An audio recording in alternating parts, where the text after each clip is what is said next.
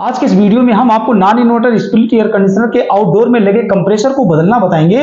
तो इसमें लगे पेज को हमने पहले से ही खोल लिया था, क्योंकि वीडियो लंबी ना हो। तो इसमें कुछ अन्य कंपोनेंट लगे होते हैं, उन कंपोनेंटों को हमें हटाना होता है, क्योंकि इसका कंप्रेसर जब हम हटाएंगे तो हमें ब्रेजिंग करना होता है, और ब्रेजिंग के समय इसके कैबिनेट के अंदर हीटिंग होती है। तो पहले चलिए उन कंपोनेंटों को हटा लेते हैं। और यहाँ देखेंगे कंडेंसर और कुछ कनेक्टर लगे होते हैं, और कंप्रेसर में यहाँ अंदर में थिम्बल लगा होता है। तो इसके थिम्बल को हम क्या करते हैं, यहाँ से हटा देते हैं, जिससे ये हमारा पूरी तरह से ये वायर और कंडेंसर आप देखेंगे ये सुरक्षित, हम इसको अलग कर दे रहे हैं। और आप देखेंगे अब हमें क्या करना है, कैबिनेट को हटाना हो, क्योंकि कंप्रेसर को निकालने के लिए हमें साइड से कैबिनेट को हटाना पड़ेगा, क्योंकि स्पेस हमें मिल जाएगा कार्य करने के लिए। तो इसके कैबिनेट को हटाना भी काफ़ी आसान है। तो यहाँ एक दो पेज छूट गया था, इसके पेज को भी मैं खोल ले रहा हूँ।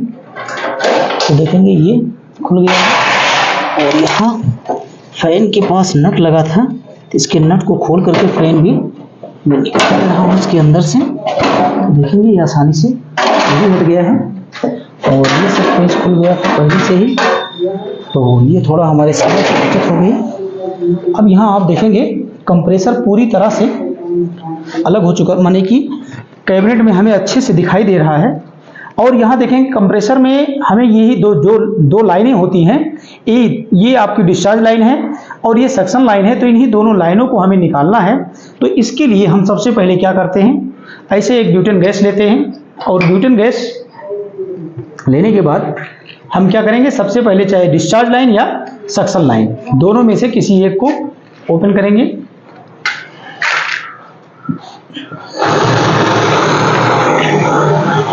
तो इसको ओपन करने के लिए ऐसे एक हैक्सा ब्लेड भी हमें लेना होता है, क्योंकि अभी जब ये हम इसको गर्म करेंगे तो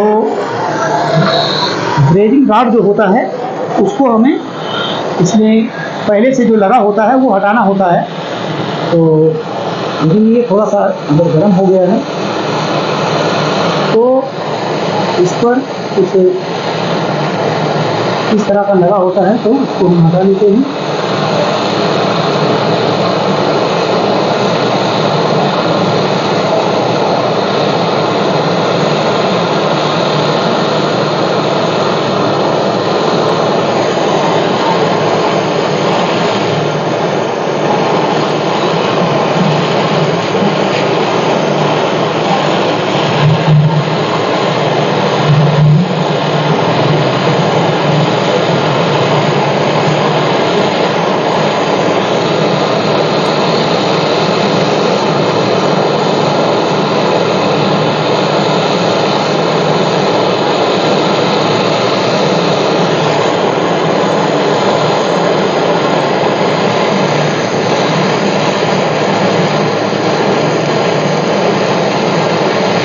लगभग हो रहा ना, इसका जो साफ हो जाता है, तो ब्रेजिंग गार्ड साफ हो जाने के बाद हम क्या करते हैं, प्लायर की सहायता से हम कोशिश करते हैं, अगर ये निकल रहा है तो ज़बरदस्ती बिल्कुल नहीं करना है। ये ज़बरदस्ती करेंगे तो आपकी पाइप यहाँ टूट सकती है। तो देखेंगे ये थोड़ा सा इसमें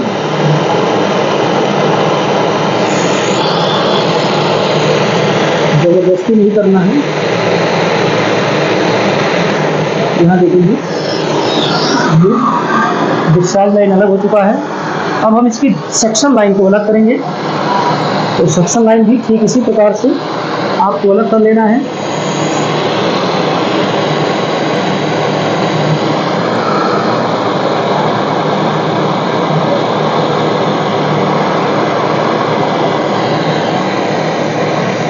कुछ रंग लगा होता है, तो आप अच्छे से साफ कर देंगे। तो यदि साफ हो जाता है तो बहुत आसानी से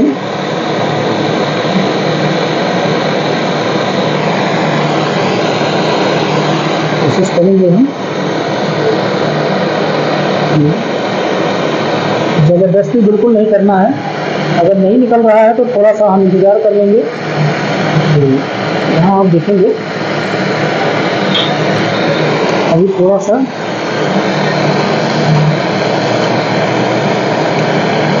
इसको ज़बरदस्ती करेंगे तो पाइप टूट सकती है। इसके ऊपर कुछ रेजिन पहले से हुआ है तो इसको छुड़ाना भी पड़ता है। इस तरह से जब हम छुड़ा लेते हैं तो एक बार फिर से कोशिश करते हैं और यहाँ देखेंगे ये निकल गया है। तो इस तरह से आप भी सावधानी पूर्वक सक्शन और डिस्चार्ज लाइन को कंप्रेसर से अलग कर लेते हैं और अपने पास इस तरह से कपड़ा भिगो के रखते हैं। और देखेंगे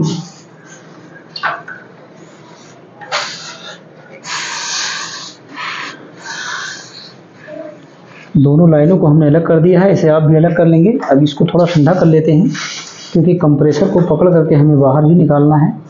और एक बात का ध्यान रहे, कंप्रेसर को निकालते समय हो सकता है ये दोनों लाइनें डिस्टर्ब करती हैं, तो आप इन्हें क्या करेंगे, थोड़ा थोड़ा कंप्रेसर से अलग इनको रख देंगे। अलग रखने का मतलब क्या है, थोड़ा सा हाथ लगाएंगे तो यहाँ थोड़ा सा भी हीट है तो देखेंगे इस लाइन को ऐसे थोड़ा सा मोड़ देंगे तो ये अलग हो जाती है।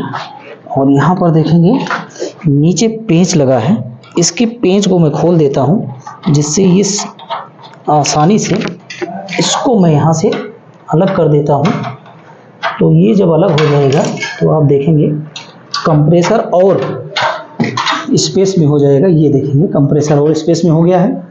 अब कंप्रेसर में देखेंगे सबसे नीचे जहाँ कंप्रेसर का बेस होता है, तो इसको जब मैंने स्टार्टिंग में चेक किया था तो उसी समय ये पता चला था ये कंप्रेसर बदलना पड़ेगा, ख़राब है। तो इसके नट लगे थे तो इसके नट को मैंने खोल दिया था। तो यहाँ 3 नट लगा था, आप भी नट इसका खोल लेंगे। अब हम क्या करेंगे, इस कंप्रेसर को यहाँ से निकालेंगे और देखेंगे काफ़ी आसान है।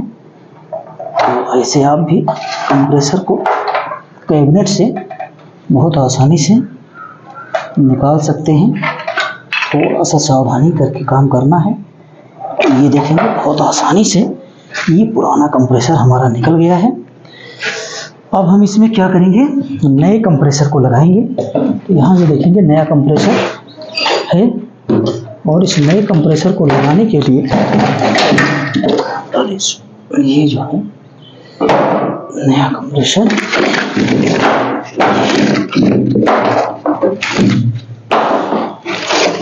ये हमारा नया कंप्रेसर है। चलिए अब यहाँ ध्यान ये देना है, तो देखेंगे इसमें कंपनी और क्या देती है साथ में, तो हमें मिल जाता है इसके साथ में। यहाँ पर ये क्या है आपको ही दिखाएंगे कि अलग से क्या मिलता है।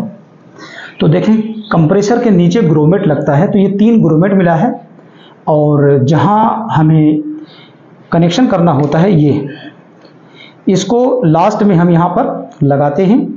और लगाने के बाद जब हम कनेक्शन कर देते हैं तो कनेक्शन के बाद कंपनी एक ऐसे कैप देती है और इसके कैप को बिल्कुल जैसे आप पहले हटाए होंगे वैसे लगा करके इस पेंच को यहाँ पर ऐसे टाइट कर देना होता है। तो चलिए अभी फ़िलहाल इसको हम निकाल लेते हैं।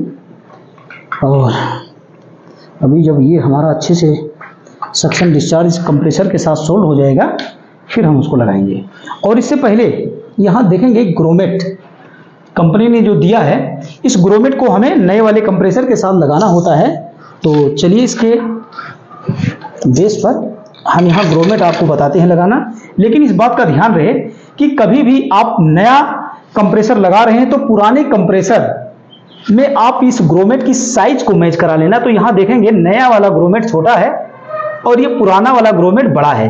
तो जब कभी आप इस तरह से नए ग्रोमेट के साथ कंप्रेसर को लगा देते हैं तो ये हाइट में कंप्रेसर आपका छोटा, आपको लगेगा कि कहीं ऐसा तो नहीं कि मेरा कंप्रेसर छोटा है, नया वाला हम खरीद के लाए हैं। तो अगर आपका पुराना ग्रोमेट सही है तो पुराने ग्रोमेट को भी आप यूज कर सकते हैं। तो चलिए हम यहाँ पर पुराना ग्रोमेट लगाएंगे क्योंकि हाइट में ये छोटा है तो पुराना ग्रोमेट ही हमारा लग जाएगा। तो इसको भी थोड़ा सावधानी पूर्वक ऐसे आप निकालेंगे। तो देखेंगे ये हमने निकाल लिया है, इधर से भी ये भी निकल गया है और इस साइड से भी इसको मैंने निकाल दिया है। अब ये देख रहे होंगे कि इधर उधर ये भाग रहा है, अब ये भागने ना पाए इसके लिए यहाँ पर हम इसको रोक दे रहे हैं, और रोकना क्या है, इसको यहाँ से हटा दें, नहीं पता चले कि चोट भी लग सकती है, तो इसको रास्ते से मैं हटा दे रहा हूँ। तो चलिए फिलहाल अभी इसको यहाँ रख दे रहा हूँ। अब इसमें हम पुराना ग्रोमेट लगाएंगे। तो आप देखेंगे पुराना ग्रोमेट लगाना बहुत आसान है। थोड़ा सा इसको मैं भिगो लेता हूँ, और भिगो लेने के बाद आपको ऐसे इसके अंदर कोशिश करेंगे तो देखेंगे लग गया। ठीक इसी प्रकार दूसरा भी एक बार थोड़ा सा भिगो लेते हैं, और यहाँ पर ये भी जैसे उसको मैंने लगाया था अभी, वैसे ये भी बहुत आसानी से लग जाएगा। एक मिनट,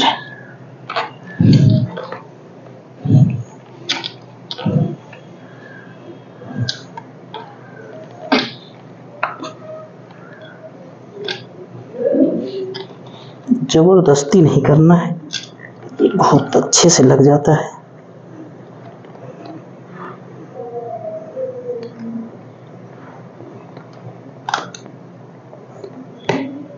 ये लग गया है। किसी काम में ज़्यादा जोर ज़बरदस्ती नहीं करना है।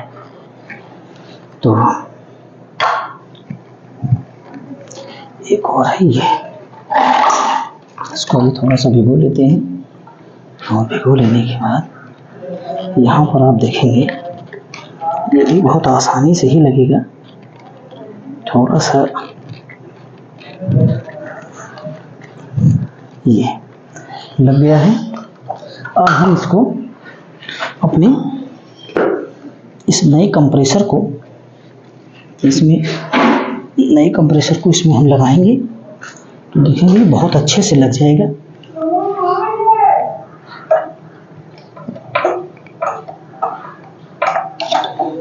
बिल्कुल जल्दबाजी नहीं करेंगे आप, और बहुत अच्छे से आप इसको लगा देते हैं। ग्रोमेट इसमें लगा था, ग्रोमेट भी हटा लेते हैं। 2 ग्रोमेट इसमें लगा था, हटाती है, क्योंकि यहाँ पर अब आपको करना क्या है कि यहाँ 3 नट जो लगा था, ये तीनों नट आप इसके साथ इसको कस देंगे, इसे भूलेंगे नहीं आप। तो चलिए हम इसको बाद में आउट टाइट कर देंगे लगा करके। तो अभी हम इस काम को छोड़ दे रहे हैं। अब सबसे पहला काम तो ये है, इसमें आपको करना क्या है, यहाँ देखेंगे इसका जो सक्शन लाइन और डिस्चार्ज लाइन है, कंप्रेसर के सक्शन और डिस्चार्ज लाइन से इसको आप कैसे लगाएंगे। देखें थोड़ा टेढ़ा मेढ़ा हो गया है, तो इसको कैसे सीधा करना है ये भी ज़रूरी है, क्योंकि लोग सीधा करने में अक्सर गलती कर जाते हैं, और ये जो पाइप होती है पिंच हो जाती है। तो ये गलती आपसे ना हो। तो चलिए सबसे पहला काम तो हम ये कर लेते हैं कि इसके स्थान पर जहाँ पर ये कसा था, पेंच को लगा करके मैं यहाँ पे टाइट कर देता हूँ, जिससे बाद में हमें यहाँ आगे पीछे ना करना पड़े। तो देखेंगे बहुत ही अच्छे से आपको समझ में आएगा। आप कभी भी कंप्रेसर बदलते हैं, ज़्यादा कुछ नहीं सोचना है, ऐसे तरीका अपनाते हैं तो आप किसी भी स्प्लिट एयर कंडीशनर या विंडो एयर कंडीशनर में आप कंप्रेसर नया लगा रहे हैं तो कंप्रेसर में 2 ही लाइन आपको सोल्ड करना होता है। तो अब ये दोनों लाइनें आपके समझ में आ गया होगा कि एक सक्शन लाइन और दूसरा डिस्चार्ज लाइन। ये देखिए डिस्चार्ज लाइन का सेटिंग ये है, यहाँ पर हमने सेट कर दिया। अब ये देखेंगे इसमें हम ये देखिए ऐसे आपको सेट कर लेना है। और सेट कर लेने के बाद यहाँ देखेंगे जितना ये जा रहा है ठीक है जाएगा। इसके बाद आपको क्या करना है, जब आप इसको गर्म करेंगे उसके बाद आप कोशिश करेंगे तो ये थोड़ा सा और नीचे भी जाएगा। उसके बाद आप इसे सोल्ड कर देंगे। अब यहाँ देखेंगे सक्शन लाइन हाइडर से थोड़ा सा ऊपर आ रही है, तो इसको हम थोड़ा मैनेज करेंगे क्योंकि थोड़ा सा ये टेढ़ा मेढ़ा हो गया। अब देखेंगे लगभग बराबर आ गया है। अब इसको इसमें हम डाल देंगे। तो डाल देने से ये देखेंगे थोड़ा सा हमें और सही करना पड़ेगा। अगर आपको भी इस तरह से करना पड़ रहा है तो इसको बिल्कुल करिएगा, क्योंकि जब तक पाइप देखेंगे, अब ये बिल्कुल पाइप बहुत अच्छे से बैठ जा रहा है। तो ऐसे सीधा करने के बाद आपको लगे कि कोई दबाव नहीं है, कोई खिंचाव नहीं है, पाइप में अच्छे से आ जा रहा है। अब इसमें क्या करना है कि इस नए कंप्रेसर के साथ दोनों लाइनों को आप कैसे सोल्ड करेंगे, तो इसके लिए आपको तैयारी करना है। तैयारी में आपको क्या क्या लेना है, तो ये तो हमारा ब्यूटेन गैस हो गया, और इसके अलावा ब्रेजिंग पाउडर और ब्रेजिंग राड की ज़रूरत है। तो इसको हम फ्लक्स कहते हैं, ये हमारा फ्लक्स है और ये हमारा ब्रेजिंग राड है।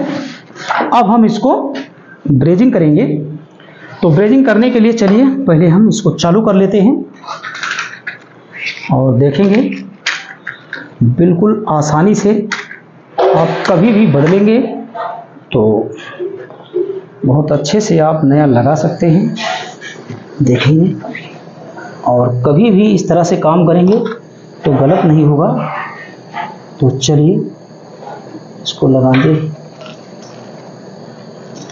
तो यहाँ पर सबसे पहले यहाँ आप देखेंगे डिस्चार्ज लाइन और उधर है सक्शन लाइन।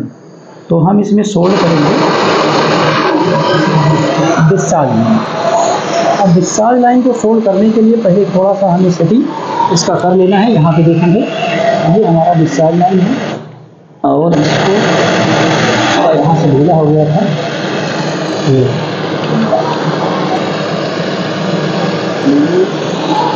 इधर से ही नहीं, ऐसे ही इधर से ज़्यादा ठीक पड़ेगा, ऐसे यहाँ।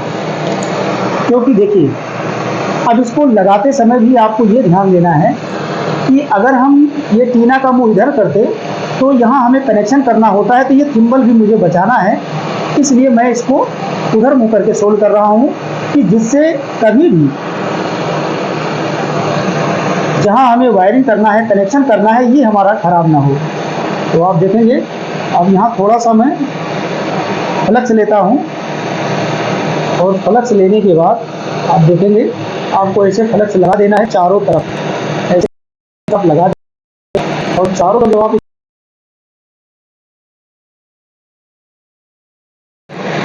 तो इस तरह से देखेंगे जब ये अच्छे से हीट हो जाता है उसके बाद ही आपको ब्रेजिंग राड इस पे लगा करके ब्रेजिंग करना है। अभी देखेंगे हीटिंग में थोड़ा सा कमी है, तो इस बात का ध्यान रहे, नहीं तो क्या होगा कि आपकी सोल्डिंग बहुत अच्छी नहीं होगी और ये जो भी सोल्ड करेंगे ये इधर उधर हो जाएगा। यहाँ देखेंगे बहुत अच्छे से ये सोल्ड हो रहा है। तो ऐसे आपको सोल्ड करना है, तो सोल्डिंग बिल्कुल ऐसे ही करेंगे आप तो बहुत आसानी से ये देखेंगे बहुत ही अच्छा सोल्डिंग हो रहा है। तो कभी भी आप नए कंप्रेसर के साथ ब्रेजिंग करें तो ब्रेजिंग कैसे करना है आपको ये समझ में आ रहा होगा। तो चलिए ये लगभग ब्रेजिंग हो चुका है। अब हम इसका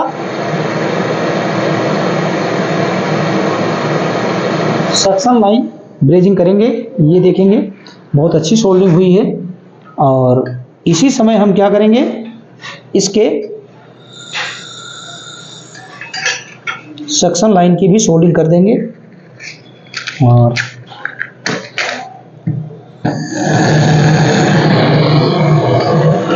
यहाँ लेते हैं बहुत अच्छी सोल्डिंग ऐसे आपको कर लेना है।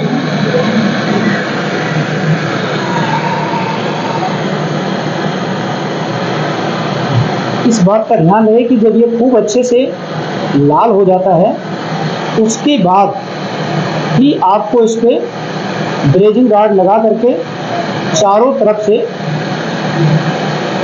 सोल्ड कर देना है। अभी हम इस बात का ध्यान रखेंगे कि कभी भी आपको सोल्डरिंग में जल्दबाजी नहीं करना है। और यहाँ देखेंगे पाइप अगर थोड़ा सा अंदर जाती है तो देखेंगे ये पाइप जा गई है थोड़ा सा अंदर, तो इस तरह से आप इसका भी ध्यान रखेंगे। अब हम क्या करते हैं धीरे धीरे देखेंगे ये लाल हो रहा है अब इसमें हम थोड़ा ब्रेजिंग पाउडर लगा लेते हैं, और ब्रेजिंग पाउडर लगा करके यहाँ देखेंगे ब्रेजिंग पाउडर चारों तरफ से इसे लगा देते हैं। इसको फ्लक्स कहते हैं, कुछ लोग ब्रेजिंग पाउडर कहते हैं। तो ये अच्छे से देखेंगे गर्म हो गया है, लाल हो गया है, और जब ये अच्छे से गर्म हो जाता है उसके बाद ही ब्रेजिंग रॉड अपना आप गलाएंगे। तो ये देखेंगे बहुत अच्छी सोल्डिंग हो रही है, और इस तरह से आप कभी भी सोल्डिंग करेंगे तो लीकेज का चांस नहीं रहेगा। और आप देख रहे होंगे बहुत अच्छा यहाँ मैंने सेक्शन लाइन को सोल्ड कर दिया है, ये बहुत अच्छे से सोल्ड हो चुका है। तो इतना ही आपको वर्क इसमें करना होता है। तो नया कंप्रेसर कैसे लगाना है आपको ये समझ में आ गया होगा। तो वीडियो से रिलेटेड कोई सवाल या सुझाव है हमें कमेंट करके बताइएगा। वीडियो देखने के लिए आप सभी का बहुत बहुत धन्यवाद।